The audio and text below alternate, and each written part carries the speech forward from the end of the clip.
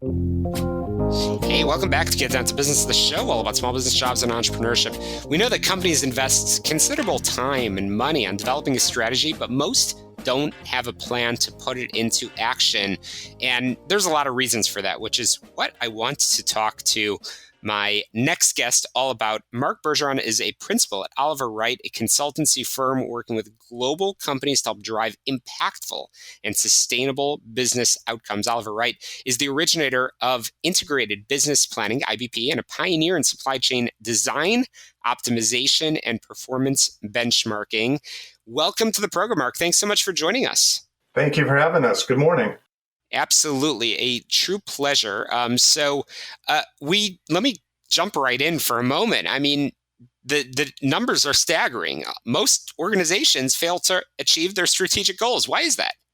They're not getting the juice for the squeeze, right? I mean, I think from our perspective, there's a lot of good energy going in from senior executives to go and drive strategies, but the ability to effectively deploy and operationalize those strategies has been a challenge.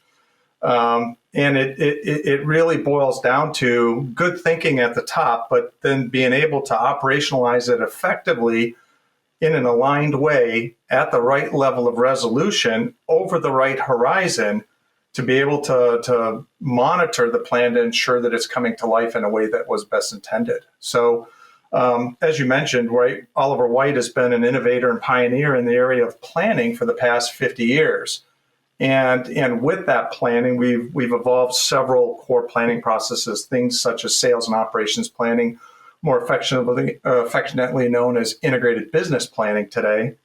And integrated business planning, we would generally say, is strategy-led and demand-driven. And so how do you understand those well-defined strategies from the senior executives and then lay them in and at the right level of detail and resolution supported by the right set of assumptions to make sure that the strategy is working? Absolutely. And I know you and your colleagues have written a white paper on the topic, which is readily available, and we'll be sure to send our listeners over there. But Marc, let's take a step back for a moment. I'm always interested in learning more about the passion that drives the people that come onto this program. And I know, Marc, you are very passionate about this. In fact, so much so that you continue to research and have become the subject matter expert on all things business strategy and outcomes, very importantly. Marc, how did you get into this line of work? You know, I started back as a CPA in Chicagoland back in the late 80s. Ended up joining a client and was asked to lead an initiative. I learned of Oliver Wight in the early 90s and used their team and approach to drive a business transformation. Later was afforded the opportunity to join Oliver Wight mid 90s. And so I've been at this going back to, you know, when I first learned of Oliver Wight back in call it 1993. But really what we learned was the idea of effectively linking the financial plans. I was a plant controller at the time to essentially the key operations of the business. And so it's just been a ever-ending sort of passion to say, how do we help companies get better connected to the plans, the operational plans of the business, to the financial outcomes, and obviously to strategy attainment. Absolutely. And again, I know you are so passionate about it. So, you know, bottom line, our listeners come from many different backgrounds, but many are small business owners, entrepreneurs, and, you know, they're learning, wearing so many different hats, and they're learning everything that goes into success and, you know, trying to take their organizations from point A to point B and so on. So what would you say is key to developing a growth plan that aligns sometimes with a corporate strategy and goals? And again, realizing that some of these businesses sometimes are franchises and so on, but how do you drive that? I think there's, you know, with any good strategy, I think with any good set of analytics, it requires some good segmentation work. So anytime you approach any body of work in any domain, you've got to do some good segmentation work. So really, in the world of, you know, deriving an effective growth game plan, we like to guide our clients towards the use of effective matrices that are supportive in the strategy realm. The BCG, or Boston Consulting Group matrix, is an effective one.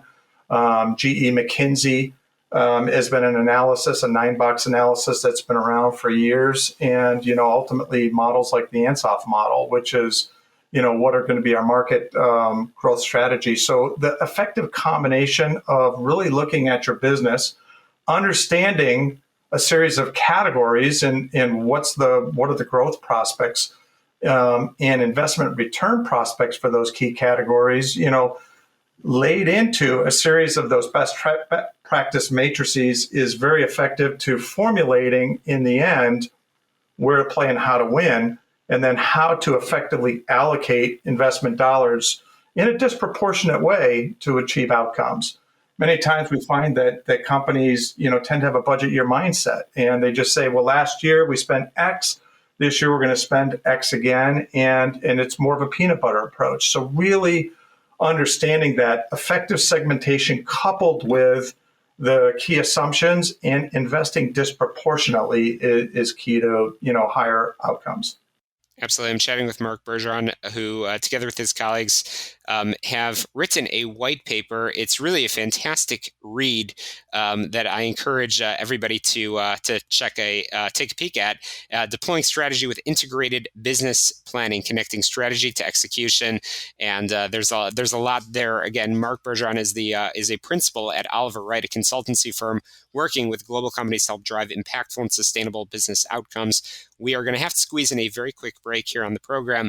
When we return, we're going to continue our conversation with Marc and talk a little bit more about about why retirement planning is a way to think about assigning a portfolio role and the role of a playbook dashboard. You don't want to miss this conversation. Really, really beneficial for, frankly, all of you entrepreneurs, regardless of what background you are coming from. So don't touch that dial you're listening to Get Down to Business. You can always get in touch with me at syklein.com. We'll be right back.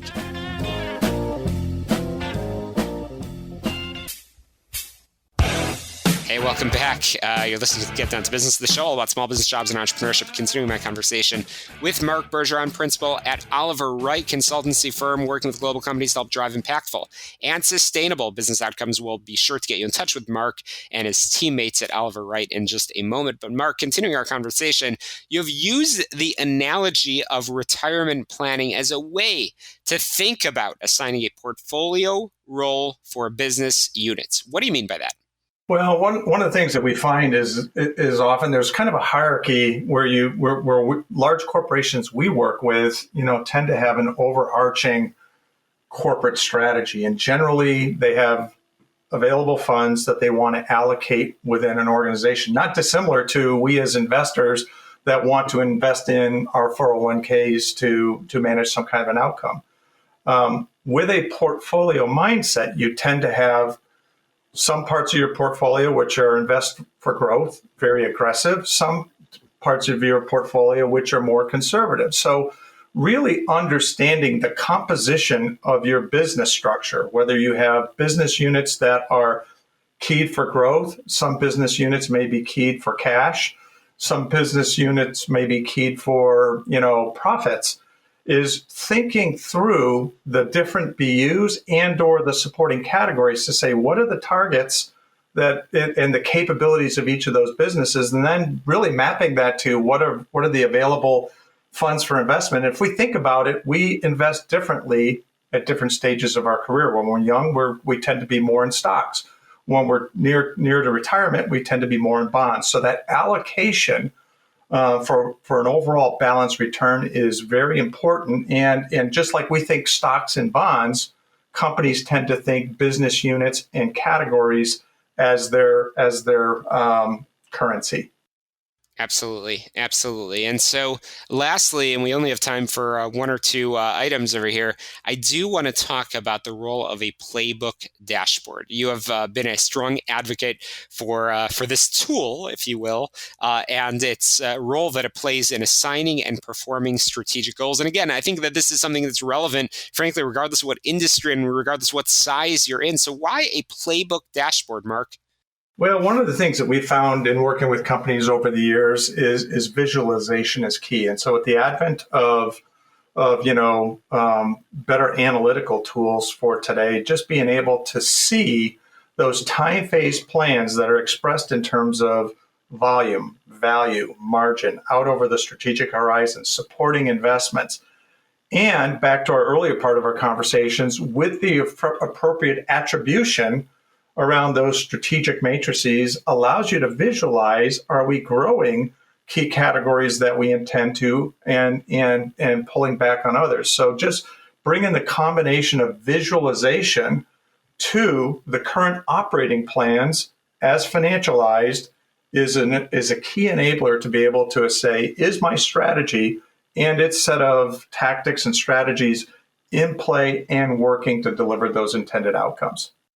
Yeah, that's powerful stuff. Again, really enjoying our conversation here with Marc Bergeron from Oliver Wight, and you and your team, as mentioned earlier, I know you're very passionate about not just reporting on some of these data, these which, by the way, is fascinating. Again, a lot of businesses are not achieving their strategic goals, and you talk about this in your white paper. It's often due to disjointed planning and processes, lack of alignment, inability to monitor, test, and adapt strategy, and unclear vision and strategy. And you are all about driving and being the subject matter experts in all of these areas. Marc, how can we get in touch with you and your team if we want to learn more?